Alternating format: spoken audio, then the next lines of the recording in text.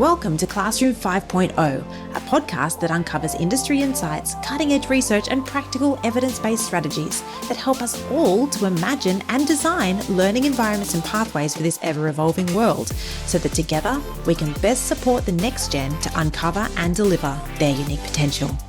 This episode has been recorded from our hometown of Port Macquarie, which we're grateful to share and enjoy alongside the traditional owners of Beer Pie Country, whose ongoing cultures and connections to lands and waters we celebrate, and whose elders, past, present and emerging, we pay our respect to. I'm Marianne Power, co-founder of the Posify Group and psychologist and your host for today's episode. And it's my pleasure to be welcoming Dr. Suzanne Carrington, who is a professor in the Centre for Inclusive Education, C4IE, Queensland University of Technology, Australia, and a member of the Faculty of Creative Industries, Education and Social Justice. Suzanne has over 27 years of experience working in universities, including teaching, research, international development, and various leadership roles. Her areas of expertise are in inclusive education, ethical and transformative leadership for inclusive schools, disability, and teacher preparation for inclusive schools. Suzanne is currently the Program Director of the School Years Program for the Cooperative Research Centre for Living with Autism, Autism CRC. And she has engaged in research to inform policy and practice in Australian and international education contexts, having published over 100 journal publications, books, book chapters, and research reports, with her work appearing in leading international journals and cited in numerous reports and policy recommendations, a few which you may be familiar with, such as the World Report on Disability 2011 by the World Health Organization, Inclusion in Education Towards Equality for Students with Disability, Policy Recommendations Written with Children and Disability Australia, 2013, and Engaging Young Early School Leavers in Vocational Training, Informing Policy and Practice in Australia's Training System, and NCVER Research Report. Now that's a lot, and I'm going to put all of the links into today's episode notes. You're going to want to read them and follow up once we've met with Suzanne and chatted with her. Suzanne, it is such a pleasure to have you here. We met, of course, at the EdTech conference, and I was just tickled pink and just delighted by not just your obviously informed, clinically and ethical backgrounds, but just your joy as a human. So thank you for joining us. Welcome. Oh, thank you so much. I'm very excited also to be here and to be part of your great podcast series. It looks amazing.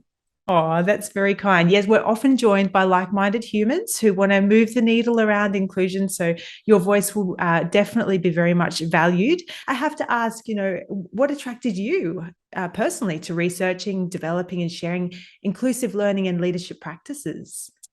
Well, I have a family member in my family who has a disability, which I guess first got me interested, in supporting and teaching children with a disability. So that was my starting point.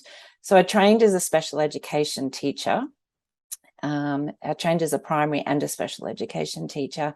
And my beginning of my teaching career was in rural Queensland, and I worked in special schools and for a couple of years. And then I moved to North Queensland, and I worked in a school for children that had really complex needs. And the school was actually attached to an institution.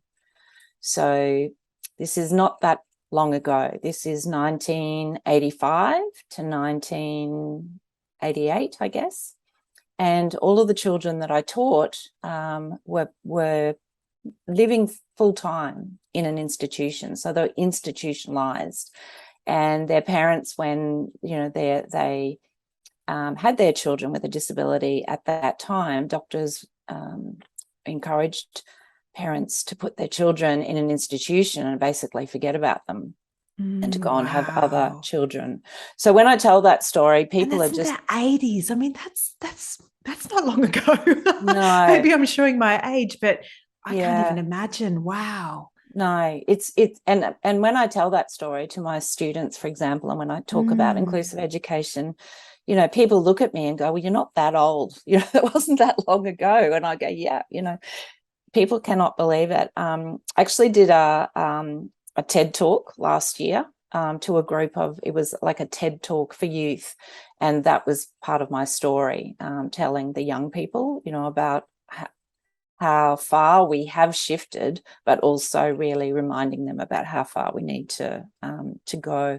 So that was my early teaching career. Then I went to London and I taught in an early intervention class, also in a special school. And all the children in my special class, in my special school, came to school every day in a special bus. And they all lived in, high-rise apartments in London. So they had very little opportunity to socialize and to be with children who didn't have a disability, because they spent all of their time, with children with disability. And they all had, I had children who were on the autism spectrum, and children who had intellectual impairment, like Down syndrome, for example. And they all had really challenging behavior, and they all used to copy each other because they didn't have other role models to follow. And their language was really, developmentally delayed. And I remember thinking, if only I could get these kids, with kids who didn't have a disability and enjoying all of the, the sort of regular social play and opportunities that kids had. So that was a really, those couple of experiences really also informed my thinking about, we need to move away from having kids altogether with disability. Then I came back to Australia, and by that stage, integration, as it was called, had really started. So integration sort of was the step before inclusive education. And in Queensland, there was a real parent advocacy movement where they were building more and more special education units, as we called them, SEUs, or special classes. And I guess integrating children who had a disability into regular primary and secondary schools. I was really lucky because when I came back from London, I was transferred to Cairns as a teacher, and Cairns, through parent advocacy in 1989, closed their special school. Wow. Yeah, people can't believe that either. So was not really. That's the power of the people. And was that the first area to have closed the special schools as well, Cairns, in 89? Well, as far as I know, it's really not documented well. I have tried to document it a few times in things that I've written and talked about. So when I moved to Cairns, I was a teacher in a secondary school, government secondary school, and then I was a teacher and head of sort of department in a primary school. And we had to do inclusion, because every child with a disability in Cairns, no matter what type of disability, high support needs, challenging behaviour, everybody was enrolled in their local school. And so there was no other choice. There needed to be differentiation and inclusive practices. Yeah. So we had to work out what to do. And luckily, I had really great school principals. I had great school communities. I had great teachers. Like, not everyone was on board. It was a big change, but we actually did inclusion before we sort of really knew what it was. And I always say I learned the most about inclusive education from the parents that I worked with, because they challenged me every day. They challenged my special education language, my special education thinking. They had high expectations for their children. Yeah. And they were the ones that taught me about inclusive education. That's so interesting. You say that again, speaking personally and watching parents that I work with also advocate for their children. And there's the challenge as a parent of not wanting to go in and tell someone what to do. It sometimes feels like, is moving that boundary, but how to come at inclusive education and approaching working with these kids to see their full potential from that collaborative position. And what I'm hearing you say is actually that was so valuable, that actually you needed the parents' lens to help inform what was working well. Did you notice that, Dance, at all, where their parents were feeling anxious about approaching, or were there more parents? Was there any kind of, I guess, additional factors that helped a parent be able to communicate with you in a more helpful way? So you've got to remember that this group of parents advocated to close their special school. Yeah, true. Okay, so they came from a position of strength and a vision. a vision for what they wanted for their children. Mm. So, many of the parents that I worked with, they were really respectful and gentle, and we listened, and we developed this amazing partnership. And so, that was an amazing opportunity for me and then when I left that school, I moved into doing my PhD, and my PhD was on developing an inclusive school culture. So I was trying to work out what happened in our school context that really supported what I then became, familiar with as being inclusion. And it was about the culture of the school. It was about parents being welcome and belonging, and people being open and respectful, being collaborative and working together to, think about what needs to happen. Like now we talk about the social model of disability, and our focus is on breaking down the barriers and looking at what adjustments are needed in education environments, for example. And that's all the underlying work that is behind the NCCD in Australia, for example. But we didn't know all about that then. We just did what we were doing then in a partnership, and because we wanted it to work. The children that we had at those schools were children in our local communities. So they were our neighbours' kids. They were people respected each other, and they, and we had some really challenging situations, really difficult situations sometimes, but we worked through it, and we really made it very successful. Unfortunately, now Cairns now has a special school, which I find incredibly sad, and that was opened, really for political reasons. So I was as much as ask what made that shift. It seems interesting that that's pivoted back again. So as much as we have a big group of parents who want inclusion, we also have a group of parents still today who still think that special schools are the best place for their children, even though we have a huge body of research, international research and Australian research, that tells us that special schools are not the best place for children with disability. And we also have a really big body of research that tells us that inclusive school environments provide amazing outcomes, social, emotional, and academic outcomes, not only for children with disability, but also for children who don't have a disability. Yeah, interesting in terms of the acceptance and the understanding of one another. Yeah, just even academic outcomes. Right. Yeah, so we have a huge. I can give you those references, that and would you be can great. add those. So we have a huge body of evidence that tells us that. And, I guess that's part of my work that I try and do, to let people know about that, as well as, of course, it's a child's right. It's a human right to go to their local school, which is the Convention on the Rights of Persons with Disability, our disability standards for education. We have a brand new national disability strategy. All of those national, laws and sort of instruments really support our work in progressing inclusive education. And actually being a signatory to the CRPD, which is the Convention on Rights of Persons with Disability, means that we should be moving away from a dual system of education, which is regular and special. So that's what we've signed up for. But we're really struggling to do that in Australia, really struggling. And that's the work, I guess, that I'm continually trying to promote and advocate for. You're very humble, I would say pioneering. Can we circle back on a couple of, there's a couple of things. First of all, I'm conscious of my listeners who may not be as familiar with the disability sector as perhaps some others are.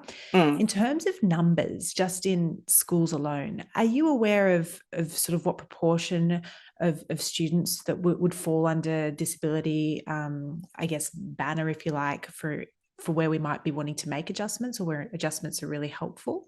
Yeah. So with now that we have a national consistent collection of data for disabilities, which is the NCCD, I guess, majority of schools would be recording about 20% of their Yeah, so school it's not small population. numbers. This is, No, but that's yeah, quite like that broad. includes mental health issues, which is obviously a big area of work. So that's been a really important part of our progress in Australia, because every state and territory used to record their data differently and used to define disability in different ways. So now we Yes. have a nationally consistent collection of data. That's been really, really helpful. And when they report on the number of students that they have who have a disability or need adjustments, they also have to record those levels of adjustments, you know, that are part of the NCCD levels of adjustment. So there's a tiered sort of approach, if you can imagine a triangle.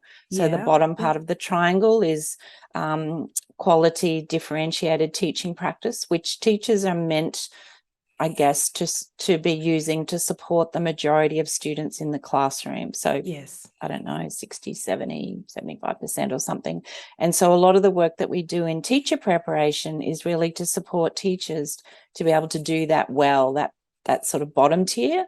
And then it goes up into, you know, different tiers. So sort of supplementary adjustments, and then sort of up to more sort of extensive adjustments depending on the needs of the students and what barriers are in place.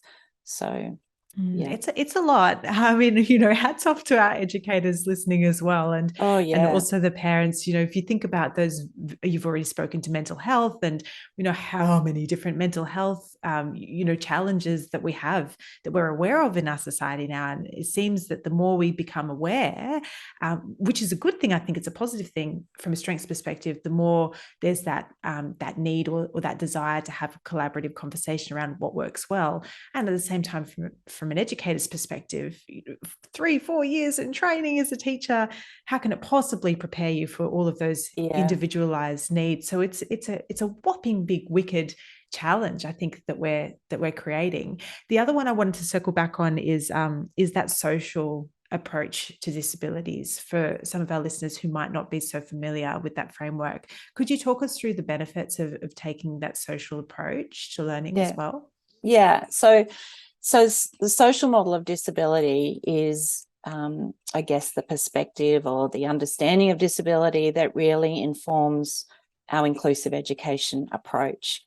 Whereas the medical model of disability is what really informed my training as a special educator, because with a medical approach to disability, the focus is on diagnosis and really defining, you know, what's wrong with the student. So it's all within the student. And there's a lot of medical language. You know, we talk about autism spectrum disorder. Yes. So we talk about interventions. We talk about even when you see treatment. That one always gets me. We see when you see you know, some researchers write up about, you know, the impact of interventions. They talk about the dose of intervention, like meaning how long it went for. So there's all this medical sort of connotations that are part of that. But the focus with that medical model is about we need to fix the student and there's something wrong with the student. Whereas with a social model of disability, the focus is all about the environment and what's happening in the environment. And that can be the physical environment. It can be the people's attitudes, for example, towards a person. It can be about, you know, access to curriculum and pedagogy and, you know, opportunities. So then when we think about, well, how does the environment impact on the person, then we think about those barriers that are in the way for a young person to be participating. So a really great way of thinking about the social model of disability is thinking about you're in a building, there's stairs to get up into the building, and someone who is in a wheelchair becomes more disabled because they can't actually get into the building because there's stairs, there's no lift. So if we break down the barrier of that environmental access and build a lift or a ramp, then the person who is a wheelchair user can access, you know, the building. So that social model of disability is really important for people to understand, because that informs our inclusive approach. Hey there, I wanted to tell you about an exciting and innovative solution we've been designing to help solve this problem of how we best prepare the next gen for an ever-evolving world and future workforce that's going to demand a whole new set of skills and mindsets in order for them to thrive. The Posify Academy is Australia's first student-led, evidence-based and curriculum-aligned wellbeing and career development platform, helping young people aged 10 to 14 uncover and deliver their unique potential. It's the first of a trilogy series that's helping young people move seamlessly and with confidence from education and into industry as they design a life and a career of impact. Teaching skills like communication, compassion, creativity, critical thinking, agility, curiosity, resilience, problem solving, all those human capability skills that we talk about here on this podcast, and connecting them with a sense of purpose. To learn more, you can visit theposifygroup.com.au/posify-academy. Now, back to the show. Thank you for sharing that. And it's a beautiful segue, because another question, I really enjoyed how you gave clarity to the differences between equity and equality. And rather than take over, I'll throw over to you. In what ways is it important to have that distinction? Yeah, so that's a really, great question. It comes up all the time, because often when, we're thinking about including children with a disability in a regular primary or secondary classroom, parents or teachers might say, it's not fair because I can't give all of the children, particularly the child with a disability, my equal amount of my time, or I can't do that well. Or sometimes teachers might say the child with a disability is taking up too much of my time and I can't, provide good support for everyone in the classroom. So that really, I guess, draws on that understanding of equality, because we think that we should be equal and we should be giving everyone the same.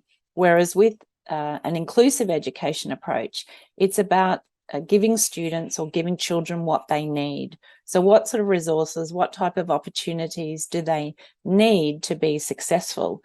And when I talk about this, I always use glasses. You and I both have glasses. Yeah. Not everyone needs glasses.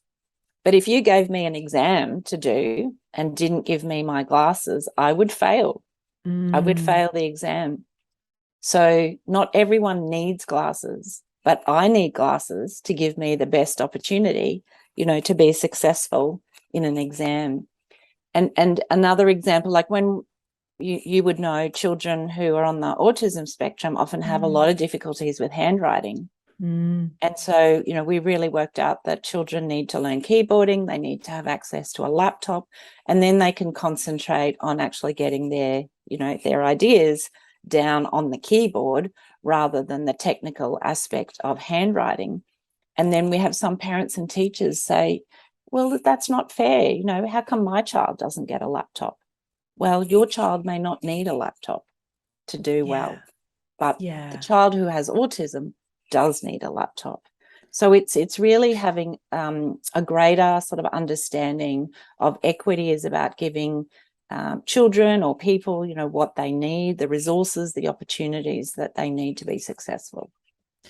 To kind of to equalize the playing field, really, isn't it? Exactly. I remember seeing this beautiful, and I'll see if I can throw it into the episode show notes as well, a beautiful picture of, the gates there. And for the short child, it's like, well, do we put them up on the pedestal or do we remove the gate? Or it's about everybody having that equal playing field. I've got one right here. Oh, do you? Oh, fantastic. Yeah. I'm going to hold it up for you. Oh, perfect. Look at that. So these are the children. Perfect. The children equality, they've all got the same size box and they still can't reach the apple, but the children who have all the different size boxes, so that's what they need because they're all different sizes, so they have the support they need to reach the apples. That is beautiful. And I know you, and I said we would do this. I've gone completely off script with you, but you're bringing up so many lovely ideas What about the one that I often face? So we work a lot with the twice exceptional community, particularly as they're getting older, because in terms of at Posify, where we're helping young people connect with industry, what we're finding is that this little community of twice exceptionals, which actually isn't that little, is it? They're estimating 280,000 in Australia, and that proportion seems to be growing, seem to be these creative unicorns that are just seeing the world quite differently. And so in terms of our tech startup community who are looking for those big thinkers and innovative makers who can then drill in on the detail, there's a beautiful synergy and match. But some of the concerns that I hear fed back to that point of, well, if you throw a child a laptop, then they can get their ideas out where the handwriting might not be so fantastic. The concern coming from, okay, but if we're consistently giving someone their glasses, the equivalent of giving them the laptop, then they're missing out on that development of the handwriting skill, and therefore we need to push on the weakness. Where's that balance, I want to say, if there's a need for one, or what's the research saying? Well, there definitely is a balance. I guess it often comes down to, what is the focus of what the teacher or the child is working on, and also what is being assessed. So if we're getting the child to do, a writing task, do we want to assess how good they are at handwriting? Or do we want to assess how good they are at, constructing a story? Idea formation. Exactly. Yeah. So that's what it comes down to. And yes, I agree. And many of us are probably losing a little bit of our skill in handwriting because we're using, our laptops and keyboards more. So, a number of my colleagues in the university say I'm not very good at handwriting, now. Oh, I can relate to that one. Yeah. Absolutely. So, that is something that is happening to lots of people. But yeah, I mean, that's part of, I guess, a teacher being, professional and thinking about the important balance. It's about part of the conversation between parents and young people, about what's important to them. So yes, handwriting is important. We still have to fill out forms and take notes and, whereas, lots of young people do their shopping list on their phone these days, so they don't even need to write a shopping list anymore. Absolutely. I like that. It's thinking about, what's the outcome of the task, or what is it that we're actually assessing, and then creating those snapshots, if you like, in time to be able to still develop the skills, but in the context for the purpose for which they're intended. I really like that. Thank you for sharing. And so in terms of how all of this translates then, because I know you're working as well in the leadership space, not just with schools, but also workplaces, and looking at transformative leadership. Talk to us a little bit about what is transformative leadership and how does it play so nicely around this topic of inclusion? Yeah, it's great sort of little sort of segue there. So, I've been working in the whole inclusive education space for a long time, and I guess maybe 5 or 6 years ago, we really started working. At that time, we talked about ethical leadership. So what did our school principals need in terms of being ethical leaders? I guess in that pressure cooker of raising school performance, which we still have, but how do they sort of balance, those accountabilities of school performance and raising student data, for example, with also being inclusive and equitable.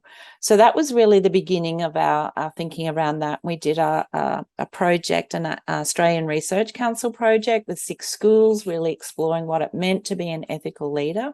And then that led on to, quite a lot of work that where we've sort of moved that now into this work, drawing on Carolyn Shields' ideas she's from Detroit in Michigan, and she talks about transformative leadership. Beautiful. So transformative leadership is really bringing inclusion and equity to the core of everything that a leader does. And one of the really great ideas that I think is important as part of the transformative leadership work is it's not just about a school principal.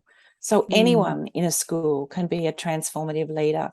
And so I'm working with some schools, and we bring people together. We talk about them as inclusion champions. and they learn about transformative leadership.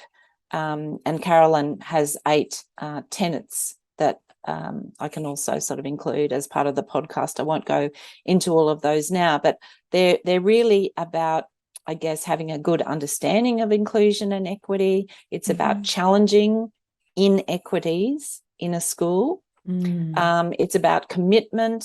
It's about having moral courage. It's about I being like that one in particular. Yeah, moral courage. It's about being persistent over time. It's about collaborating, listening to each other, having those conversations and working together. So I've been doing that type of work in school communities and involving teacher aides, teachers.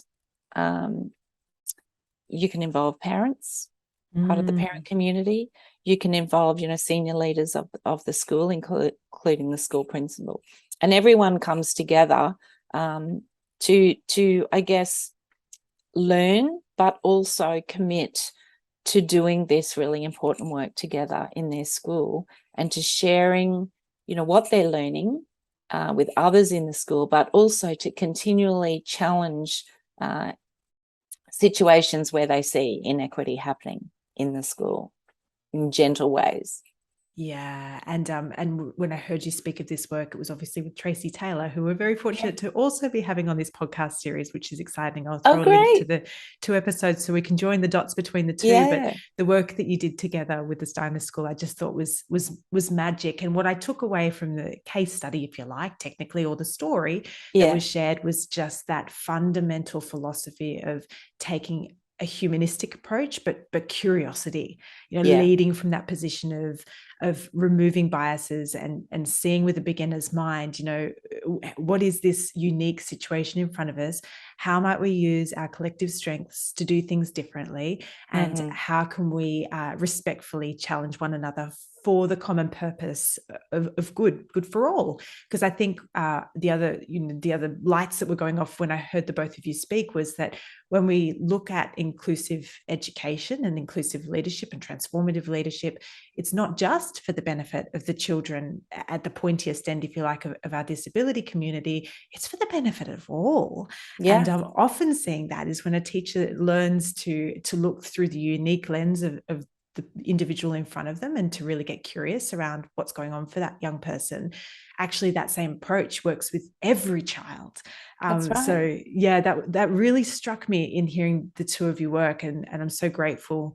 How might you talked about leadership? Obviously, there's a principal, and then within an education team, you've got your different departments. But really, I think in some ways, we're all everyday leaders. So for our parents or our entrepreneurs, our industry members listening today, what are some practical ways that we can take a transformative leadership philosophy, if you like, but then what are the actions that we might take that could make a big difference? Yeah, good question. So, I always when I talk about inclusive education, I always think about it in a little bit of a way that it's a philosophy. It's a way of living your life. Like, it's not just something, like for me, it's not just something that a teacher does in the classroom at school. So it's about, modeling respect, compassion, all those values that support social justice and equity. So modeling that way of thinking and behavior all the time in everything you do. But I also really try to encourage people to stop using language that is often informed by those deficit models of disability. Like, we really need to stop using special needs, children with special needs. I don't know whether... Is that still happening? Oh, it happens. I don't come across it. Is that still happening? It happens a lot. It happens a lot. And, we have and is that different from using a label that might be a medical label for the purpose of somebody getting their head around what box or compartment they're managing? So, I mean, I'll still help somebody get a gain of reference by saying that child is autistic or that child has ADHD, or is that different? Or are you suggesting we need to move away from there as well? No. I think, labels, if you like, of disability are are appropriate Can be practical and and functional many in that people, way. for example, who are autistic are taking a bit of a lead, I guess, from people like in the deaf community. I'm autistic with a capital A. I'm not someone with autism. I don't carry it around in my handbag. I am autistic. That's It's an me. identity piece. Yeah, Yes. yeah. So we have moved forward with that. The special Okay. needs thing is old-fashioned. Yeah. It's old language that we still carry around. And there's been, wonderful videos, for example, from people and young people who from the Down Syndrome Society, people themselves who have Down syndrome. I don't know whether you've seen those wonderful videos saying, stop telling us we're special. We're not special. Because I've seen a special, couple, and A-List is another one I've been following in the autistic community. they're Just beautiful. they're It's really lived great, really, experience, the voices. really Yeah. powerful. I mean, it's a bit like when I was talking about when I was in London, I had, my kids with special needs who went to a special school, came to school on a special bus. It's like, for goodness sake, stop using special. It's about changing our views and understanding about that. So I think, challenging people's language. And this was something that some of the parents did for me when I was in Cairns at the primary school. So I really remember one of the parents saying to me when I was in the opening welcome, to parents in the school, I talked about, we still had a special education unit at that time, and I talked about that children could come down to the special education unit. And parents said to me, why are you saying come down to the special education unit? Yeah, interesting. Yeah. So that's the type of thing you've got to be just thinking about, what are you saying? What does that mean? What does that reflect your thinking? So I just get people to think about their behavior, their language. That's a really good starting point, and we can all do that. Yeah, and I'd like to add to that, because I think there can be a little bit of a fear, and I think we saw this with the Black Lives Matter movement around, oh gosh, now I have an awareness that I might say something wrong, so I'm not going to say anything at all, and that kind of rigid like lock up. And I can only speak for myself, and also the people that I have the pleasure of working with on a daily basis, is if I'm approached and asked compassionately and kindly, in what way, can I refer, or I'm feeling uncomfortable about how we should approach the language, or can you give me some feedback, that willingness to be curious and to have some compassion. I think in that way, if you bring that attitude or perspective or intention, and you're willing to be corrected and to move with that and check in and pivot a little, that can never be of harm. No, I think I totally agree. Questions. I totally agree. And, even talking about, or I'm autistic, for example, some people don't want to be described in that way. So we do need to be respectful and ask people, ask people, how do you want me to, refer to you? Or, particularly people in schools and parents, that the parent sort of student voice is a really important part of the whole inclusive education cultural approach. And I guess with our recent review of the Disability Stands for Education, one of the key points that came through was we need to do much better at that in Australia. We need to do better at developing better collaborative, respectful partnerships, schools to parents, but we also need to involve our young people in having a discussion about what type of adjustments do you need. Why are we as teachers continually making that decision? Like sometimes we might have some good ideas and some good reasons, but we still need to sit down and discuss some of those adjustments where it's appropriate, with children and with parents. So that's something that really came out of the DSE review that we really need to get better at. And it makes sense, doesn't it? Because if we make an adjustment and it doesn't work for the child, then it's not going to work anyway. So all that effort has gone to waste. I know. It's so sensible, really. The co-design aspect of that, I love. And before I let you go, I'd have to ask, for listeners who are quite inspired and enthused by this conversation and want to learn more, where would you say to turn to in terms of reading or gaining access? And I'm cheeky asking because I have an awareness from my beautiful conversation with you, but awareness around some different trainings or different books they can read, different resources that they can dive in straight away. Obviously working with you personally. What would be your favorite list? Well, I'm a research professor in the Centre for Inclusive Education at QUT. So if you just Google Centre for Inclusive Education, QUT, that comes up. It's a great website. It's got all the people, lots of projects, a whole range of great resources that are available. We run events all of the time, inclusive education forums, hybrid events, either face-to-face and online. So there's lots of opportunity to connect there. But also, if you're particularly interested in autism, the Autism Cooperative Research Centre. So if you even just Google Autism CRC, and we can put those links in later, there's a lot of great information there. And as part of the school year's program of work, which is about 9 years of cooperative research over the last sort of 9 years, we've developed a great platform which is called Inclusion Ed, which is our community of practice for teachers and parents. And all of the work that is on Inclusion Ed is evidence-based and supported by Australian research. So that's a really great starting point. We've just in the process, it's just been revamped and it's going to be launched in October after the September school holidays. So we will be relaunching Inclusion Ed, and there's just a wealth of ideas to support, I guess, teachers to teach to diversity in their classroom. It's been developed out of the autism research, but what teachers told us was what works for children on the autism spectrum works for lots of kids in our classroom. So that's why it's called Inclusion Ed. Yeah, and it is a fantastic platform. I can highly recommend. Very practical, very applicable, and just easy to understand and pick up and adopt.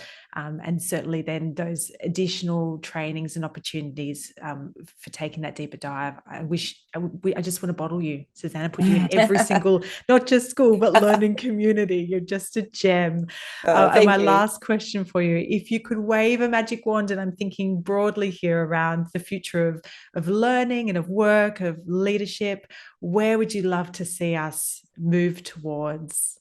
Yeah, look, I get very frustrated with the work that we're doing. In Australia, we're a signatory to the Convention on Rights of Persons with Disability. We have the Disabilities Stands for Education. We have, a newly released disability strategy. We have a national curriculum. We have all of this great national work, but every state and territory in Australia is on their own journey. Education's very, political, I guess. And so we really need to come together, I think, and have a national policy on inclusive education and a national commitment about I guess what we've signed up for in terms of, the CRPD, our DSE and all that. So there's a lot of confusion between what is inclusive education. Some people are still on the special education track and they just rebrand it. They call it inclusion, but it's not inclusion. They don't understand the difference between the models of disability. They don't really get the values that inform inclusive education. So, we've still got a lot of work to do.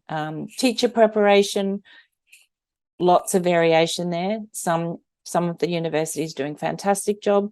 Some universities are actually still, I think, teaching special education and just calling it inclusion. So we need a national policy and a national set of strategies and guidelines to really sort of drive what's happening in every state and territory. So we're on the same journey. It sounds like that unity would be your magic wand.